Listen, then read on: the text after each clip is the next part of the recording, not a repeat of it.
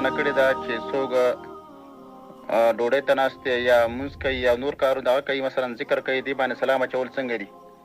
نو جواب دا دی، په دې باندې سلام اچول بالکل سنت طریقه ده. نبی علیه السلام فرمایلی دي یا ایها الناس افشوا السلامه، ای خلکو سلامونه خواره کوي. او چرته یې دا نه دي ویلي چې تاسو په ډوډۍ والا باندې سلام ما اچوئ، مانځه والا باندې ما اچوئ، په ذکر کولو والا باندې ما اچوئ، بلکې همدغه سنت طریقه ده. نبی علیه السلام فرمایلي د مسلمان باندې شپږ حقونه دي. یو حق دا دی اذا لقیته فسلم علیه، کله چې ورسره مخامخ شو نو سلام پرې واچوه. نو دا سلام اچول د مسلمان په بل باندې حق دی په دې شپږو حقونو کې.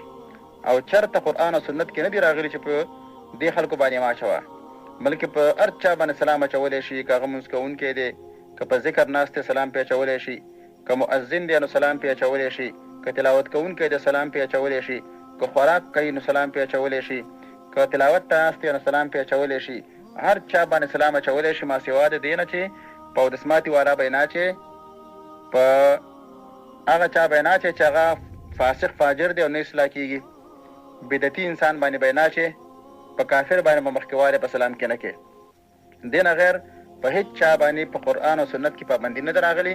او کوم کتابونو چې لیکلي دي چې په دې خلکو باندې ما اچوئ، په ډوډۍ والا باندې، مانځه والا باندې، دا فتوی غلطې دي. دا بالکل د قرآن او سنت نه خلاف فتوا ده او خلاف مسله ده.